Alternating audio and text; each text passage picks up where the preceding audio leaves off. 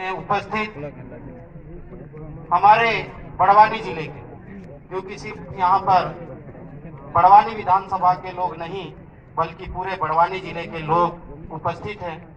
सम्मानी मंच और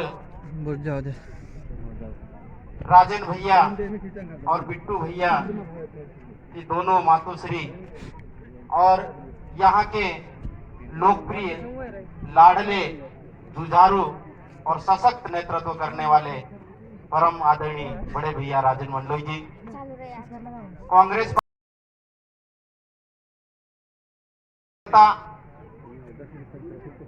BLO sector, मंडल, block, जिला और समस्त प्रकोष्ठों के कार्यकर्ता और पदाधिकारी,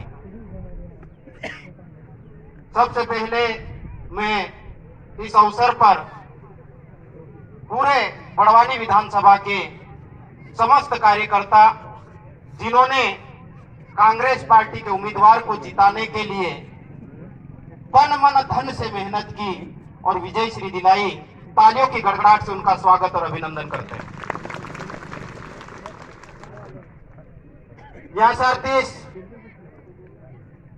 आज आमू भी दुखी रोतला कि पार्टी जीते या हारे, बाकी कार्यकर्ता कार्यक्रम होना जुए। आज बड़वानी जिला में पहली दफा अतरी मोटी संख्या में कार्यकर्ता सम्मेलन राख्या। समझदार हो गया एने जे काही अपने सामने होता तीनों का जे बराबर जवाब आप्या कि तुमरो दारू, तुमरा पैसा, तुमरा छाप्या, तुमरा कुकड़ा बुकड़ा तुमरा घर में बांधो, हम ईमानदार मानस का जे चुनी लावसो। एने ये आज चुनी लिया एने मानसे पैसा मांगने के बजाय जो गरीब मानस हमरा रोटी कपड़ा मकान के लिए तरसिया ते एक एक रुपया, दो दो रुपया, 10 15 15 20 20 रुपया चंदू करी भाई राजन मंडलोई का जे एने कांग्रेस पार्टी कार्यकर्ता का जे आप्या आज ओतरी मोटी जीत लीन बड़वानी जिला में सबसे मोटी जीत लीन कार्यकर्ता हमरा विधायक का जे मुखलिया। बाकी बात यहाँ उतरी खत्म नहीं हो रही। दुई लाइन को इसमें तीना का जे समझ तू जरा गंभीरता से होते मैत्रिक बातें खाड़ी मारवात का जे खत्म कर दीस। आगाज कर दो, आगाज कर दो, मंजिल करीब है। आगाज कर दो, मंजिल करीब है। इंतजार मत कीजिए, वक्त फिर कभी नहीं आने वाला है, वक्त फिर कभी नहीं आने वाला है। इसलिए कह रहा हूं मैं कि आज देश में माननीय राहुल गांधी जी के नेतृत्व में हम लोग देश और देश के संविधान और लोकतंत्र को बचाने के लिए संघर्ष कर रहे हैं। और इस मंच के माध्यम से हम कहना चाहते हैं कि मंजिल करीब है और माननीय राहुल गांधी जिस प्रकार से संघर्ष कर रहे हैं, इस देश में ईडी, सीबीआई, इनकम टैक्स तमाम प्रकार के षड्यंत्रों का उपयोग करके डराने का प्रयास किया जा रहा है, लेकिन माननीय राहुल गांधी जी सीना ठोक के खड़े हैं। हम डरे नहीं हैं, हम झुकेंगे भी नहीं, रुकेंगे भी नहीं। और जैसे मेरे साथी ने कहा कि आने वाले समय में इस देश के प्रधानमंत्री होंगे माननीय राहुल गांधी जी। इसलिए मैंने कहा कि आगाज कर दो, मंजिल करीब है और ये वक्त फिर कभी नहीं आएगा। तो आने वाले समय के लिए सिर्फ हमको विधायक बना देना और हमारे मुद्दे खत्म हो गए ऐसा नहीं है। ये लड़ाई आजादी की दूसरी लड़ाई है और इस लड़ाई में एक एक व्यक्ति का, एक एक कार्यकर्ता का महत्वपूर्ण रोल है। हमारा इलाका और विशेष करके जो गरीब लोग रहते हैं आदिवासी इलाके में, शिक्षा का स्तर जाके देख लीजिए आप लोग। एक तरफ प्राइवेटाइजेशन है षड्यंत्र के तहत, मेरा भाई हरसिंह समाज का कार्यकर्ता लड़ने वाला जाबाज साथी एक एक बात इस सरकार के षड्यंत्रों को उजागर कर रहा था, उसको समझने की जरूरत है। मेरे आदिवासी समाज का बच्चा और मेरे इलाके के एक आदिवासी या दिगर समाज का भी हो, गरीब का बच्चा सरकारी स्कूल में पढ़ रहा है, उस स्कूल में पढ़ रहा है जिसका भवन का ठिकाना नहीं है, बारिश में टपकता है, वहां पर टीचर नहीं है, और टीचर है तो तमाम प्रकार के काम में ये सरकारी षड्यंत्र लगा के रखे हैं। क्यों? क्योंकि ये गरीब वर्ग के लोग पढ़ जाएंगे, समझदार हो जाएंगे, होशियार हो जाएंगे, कानून को समझ लेंगे, संविधान को समझ लेंगे तो अधिकार की बात करेंगे। इसलिए हम लोगों को पढ़ाई से रोकने का षड्यंत्र इस देश में चल रहा है। इसकी लड़ाई लड़ने के लिए हम लोगों को आगे आना होगा। दूसरी जो बात है, सरकार की गलत नीतियों की वजह से कांग्रेस पार्टी ने भी 70 साल शासन किया ऐसा बोलते हैं ये लोग, लेकिन हमारा शासन था और इनका शासन दुस्साहस हो गया है। ये कहीं नहीं रुक रहे हैं। आप देखिए, जो गरीब लोग हैं, शासन की गलत नीतियों की वजह से हम लोग गरीब हैं। हमारे पास में क्या नहीं है? हमारे पास में सोना है, सोना, जमीन के हम लोग मालिक हैं। हमारे इलाके में जंगल है, हमारे इलाके में पानी है, हमारे इलाके में खनिज संसाधन है, उसके बावजूद भी हम लोग गरीबी के शिकार हैं। तो ये जो बात है, ये शासन की गलत नीतियों की वजह से, उसी के चलते हम लोगों के इलाके में जो स्वास्थ्य सुविधा की बात है, उसमें आप लोग देख रहे हैं कि इन लोगों ने गांव-गांव में हॉस्पिटल बनाए, उसमें भी कमीशन खोरी करके हॉस्पिटल बना दिए। लेकिन कितने गांव में डॉक्टर, हाथ ऊपर कीजिए, डॉक्टर जब जिला अस्पताल में नहीं है तो गांव में क्या होगा? आपके पास में अंबानी, अडानी, इसके लिए पैसा है, लेकिन उन गरीब लोगों के लिए जो ग्रामीण इलाके में इलाज के बिना मर रहे हैं, उनके लिए आपके पास में पैसा नहीं है। क्यों? क्योंकि ये जो भाजपा की सरकार है, ये गरीबों की सरकार नहीं है, अमीरों की सरकार है, और वो चोटी पकड़ के काम करवाती है, और हम लोग बटे हुए रहते हैं, कहीं भील में, कहीं भिलाला में, कोई बारेला में, कोई एससी में, कोई ओबीसी में, कोई ब्राह्मण में, कोई बनिए में।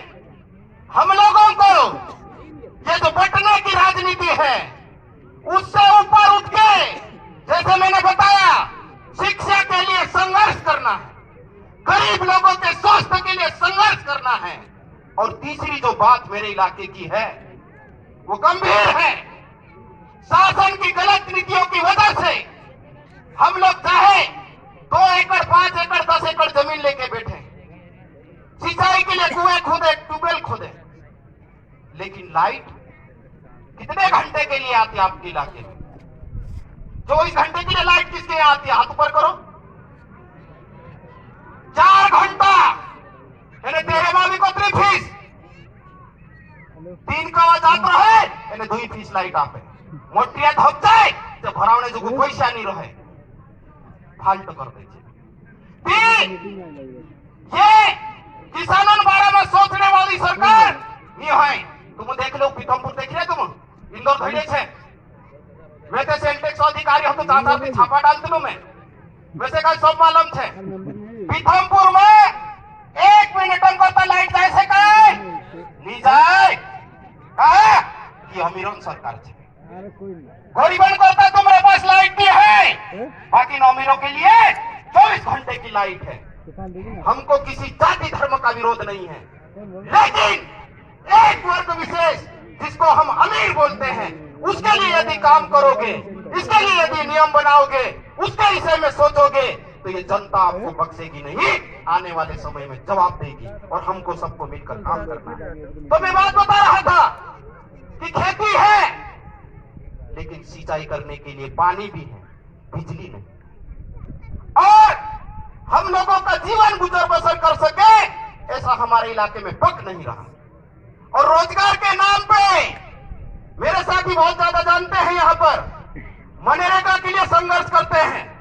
पिछले समय पार्टी में आंदोलन हुआ, सीओ के लिए तहसीलदार के पास में या जिला पंचायत कलेक्टर एसपी के पास में इन लोगों की समस्या को गंभीरता से सुनने के लिए समय नहीं।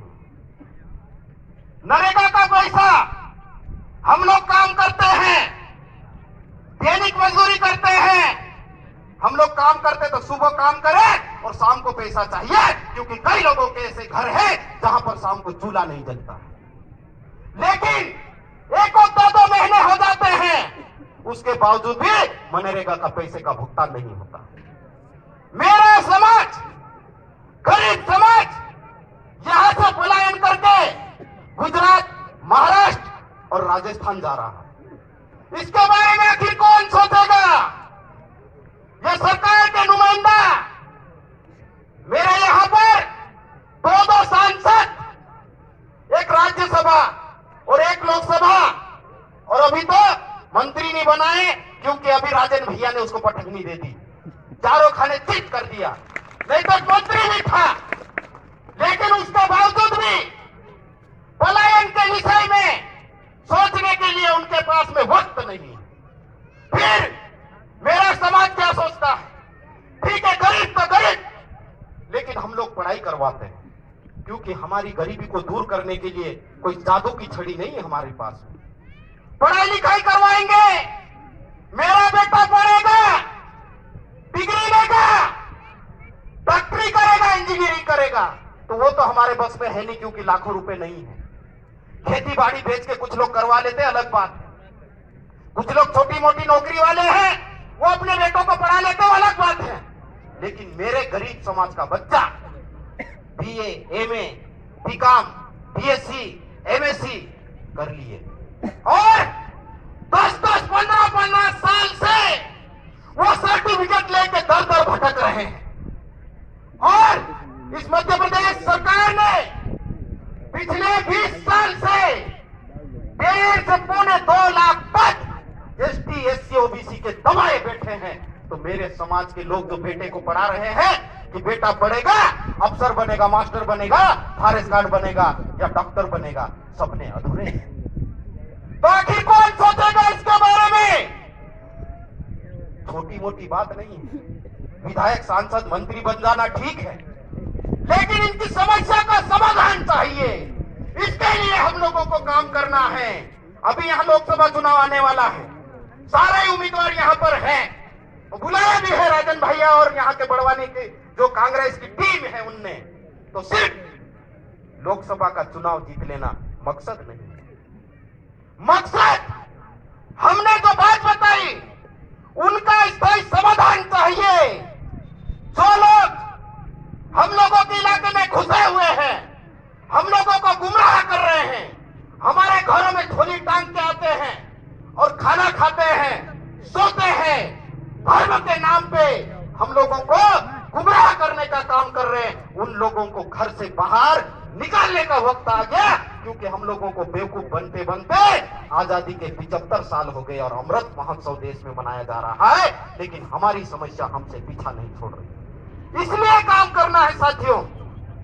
चुनाव आएगा, चुनाव जाएगा, कैंडिडेट को टिकट मिलेगा, विधायक सांसद बनेंगे, लेकिन हमारी समस्या का स्थायी समाधान कौन करेगा? ये लोगों के बारे में हमको सोचना पड़ेगा और ये बीड़ा हम सब मिलकर, हम लोगों को मिलकर उठाना पड़ेगा। क्योंकि यहाँ पर आदिवासी समाज के ज्यादा समुदाय के लोग बैठे हुए हैं। इस देश में एक बेस छेड़ दी गई है कि, और डर भी रहे लोग। हम कहते हैं, वो सरदार जी का डायलॉग याद आता मुझे, जो डर गया समझो मर गया। इसलिए डरना नहीं। इनने कहा इस देश में कि भगवान राम को मोदी जी लेके आए। वाह भाई, मतलब राम से पहले मोदी जी और उसके बाद में राम। तो राम तो हमारे भी हैं। और सबसे ज्यादा राम राम दिन में कौन बोलता है? आदिवासी बोलता है, दूसरा बोलता है? आदिवासी बोलता है ना। तो समझो साथियों, धर्म के आड़ में, धर्म में आस्था श्रद्धा रखना हम सबका परम कर्तव्य है। हम इसका पालन करेंगे। लेकिन धर्म के नाम पे, धर्म के नाम पे राजनीति करने वाले लोगों को सबक सिखाने का वक्त आ गया है। इसलिए मैंने कहा कि डर गया समझो मर गया, इसलिए डरना नहीं है, लड़ने के लिए हम लोगों को निकलना है। दूसरी जो बात है कि हमारे इलाके में हम लोग अपनी जो पहचान है, पहचान को बचा के रखने की जरूरत है।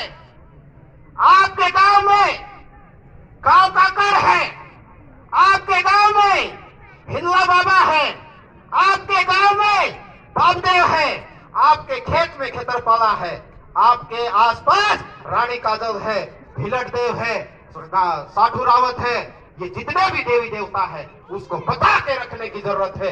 लोगों के बहकावे में आने की जरूरत नहीं है। नहीं तो जो तुम्हारे पूर्वज है ना, यदि तुम्हारे सर पे से हाथ उठा लेंगे तो फिर हमारा जीना मुश्किल हो जाएगा। इसलिए मैं विनती करता हूं यहां से अपनी बात खत्म करने से पहले कि आप लोग जो अपनी पहचान है आदिवासियों की मूल, उसको बचाए रखिए। ये लाल कलर का सर्टिफिकेट जिसकी बदौलत आप पढ़ाई करते हो, जिसकी बदौलत आप अफसर बनते हो, जिसकी बदौलत आप नेता बनते हो, वो सर्टिफिकेट आपका खतरे में है। ये लिख के रख लीजिए। इसलिए हम अपनी आइडेंटिटी को बचाने की बात कर रहे हैं। और हमारे इलाके में आके धर्म के नाम पे, पंथ के नाम पे, समुदाय के नाम पे लड़ाने की जो राजनीति चल रही है, उन लोगों को सबक सिखाने के लिए आप लोग तैयार हो जाइए। हम आदिवासी समाज के लोग किसी भी जाति में भेद नहीं करते हैं, किसी भी धर्म में भेद नहीं करते हैं, सबको मानवता और इंसानियत के नजर से देखते हैं और प्रेम मोहब्बत से हम लोग जीना चाहते हैं। जी और जीने दो का जो नारा है वो आदिवासी समाज चरितार्थ करता है। इसलिए हम चाहे बनिया हो, ब्राह्मण हो, एससी हो, ओबीसी हो, कोई भी व्यक्ति हो, हम हमारे इलाके के भाई भाई हैं, हम एक दूसरे के पूरक हैं, मिल के रहना चाहते हैं। ये नफरत की राजनीति जो लेके आए हैं राहुल गांधी, जो प्रेम की राजनीति लेके आ रहे हैं, मोहब्बत की दुकान लेके आ रहे हैं, इसलिए हम लोगों को, आदिवासियों को ये सोच लेना चाहिए कि जो हमको मिटाएगा उसको तो हम खदेड़ेंगे, उनको वोट नहीं देंगे। ये हमको ठानना पड़ेगा। और मैं आदिवासी समाज के साथियों से अपील करना चाहता हूं, ये जो भाजपा सरकार है और भाजपा के अनुसांगी संगठन है, वो लोग आपको मिटाना चाहते हैं। यदि आप मिटना चाहते हैं तो उनके साथ में जाइए। वो मारना चाहते हैं आप लोगों को, आप उनके साथ में जाइए। और यदि आपको इलाके को, समाज को बचाना है तो भारतीय राष्ट्रीय कांग्रेस के साथ में रहिए। आप इतिहास को पढ़ लीजिए, आजादी के आंदोलन का इतिहास और आजादी के बाद का भी इतिहास, आदिवासियों के साथ में कौन खड़ा रहा है। ये पढ़ा लिखा व्यक्ति बोल रहा हूं, एक जिम्मेदार भारत देश का नागरिक बोल रहा हूं। इसलिए आप लोग मेरी बात को ध्यान से याद रखिए कि यदि मिटना है, अपनी हस्ती को मिटाना है तो भाजपा के साथ में जाइए। हमको कोई दिक्कत नहीं लोकतंत्र में, लेकिन लोकतंत्र में जो एक तरफा कार्रवाई करने की बात कर रहे हैं, ऐसी राजनीति हमको पसंद नहीं है। और इसलिए मैं पढ़ा लिखा होने के बाद में नौकरी मैंने इसलिए छोड़ी। यदि यही बात, बरसों हो गए मुझे काम करते करते, विद्यार्थी जीवन से काम कर रहे हैं, नौकरी में काम किए, लेकिन मैं ये बात बोल नहीं सकता था। इसलिए उस नौकरी को मैं लात मार के आया हूं। मेरे समाज के लिए जीना है, आने वाले भविष्य के लिए जीना है। और मेरे इलाके में जो समस्या है, मेरे समाज की बात हो या दिगर समाज की बात हो, हिंदू, मुस्लिम, सिख, ईसाई आपस में है, भाई भाई का जो नारा भारत देश में गूंजता है, उसको चरितार्थ करने के लिए आप लोगों के बीच में हम आए हैं और आप लोगों से प्रेम मोहब्बत की आशा लेके आए हैं। आने वाले समय में कांग्रेस पार्टी किसी को भी सिंबल दे, हाथ का पंजा, उसको हमको जिताना है। वो कोई भी हो सकता है, हमारे बैठे हुए लोगों में से हो सकता है, या पार्टी के चिंतन मंथन में और कोई भी हो सकता है। लेके आए, हम उसको जिताएंगे, ये कसम हम यहाँ से खा के जाएंगे। मेरी बातों को आप लोगों ने ध्यान से सुना। मैं यहाँ के पार्टी के कार्यकर्ताओं को नमन वंदन करता हूँ। भले पहाड़ों में पहले गुमराह किया था, लेकिन पहाड़ के लोग अब जाग गए हैं। आखिरी सिरा था आपका आने का, वहां तक अब आ गए हैं आप उल्टे पैर जाने वाले हो। और ये मत भूलिए, ये बोल रहे ना 400 पार, ये शिखर की बात कर रहे हैं, ये शिखर पे चढ़ चुके हैं, अब नीचे उतरेंगे। इसलिए डरिए मत, हिम्मत रखिए। भारत देश में सरकार कांग्रेस पार्टी की बनने जा रही है और हम खरगोन बड़वानी लोकसभा को जीतेंगे। क्यों? क्योंकि ये जो कार्यकर्ता जितने बैठे हुए हैं उन कार्यकर्ताओं पे हम लोगों पे विश्वास है और मिलके काम करेंगे। और एक नारा जो हमने बोला है कि मिलकर लड़ेंगे, जीत कर रहेंगे। आप लोग क्या बोलेंगे? जीत कर रहेंगे, मिलकर लड़ेंगे। मुट्ठी बंद करके और आवाज इतनी बुलंद कीजिए कि भाजपा के लोग यदि सुन रहे हो तो उनको ये याद आ जाना चाहिए कि अब हमारा बुरा दौर चालू हो गया है। मिलकर लड़ेंगे, मिलकर लड़ेंगे। शुक्रिया, धन्यवाद। आप लोगों ने मेरी बात को ध्यान से सुना। यदि जाने अनजाने में कोई ऐसी बात यदि कह दी हो तो आपका समाज का, क्षेत्र का बेटा समझ के मुझे माफ करना। लेकिन मैंने जो ठाना है, जब तक जिएंगे तब तक इलाके के लिए, देश की माटी के लिए और क्षेत्र की समस्या के लिए, मेरे समाज के लिए जीऊंगा मैं। मेरा पूरा जीवन जब याद करेंगे हम आप लोगों के बीच में आके खड़े रहेंगे। जितनी हमारी हस्ती बस्ती होगी हम आप लोगों के लिए ही जिएंगे। ये जीवन हमने समर्पित किया है। माँ बाप से आशीर्वाद लिया, बेटे पत्नी सबसे आशीर्वाद ले लिया है, मैंने सहमति ले ली है। अब डरने के लिए नहीं कफन बांधा है, लड़ने के लिए। क्योंकि लड़ेंगे तो जीतने की संभावना है और यदि लड़ेंगे नहीं तो लड़े बगैर ही हार जाएंगे।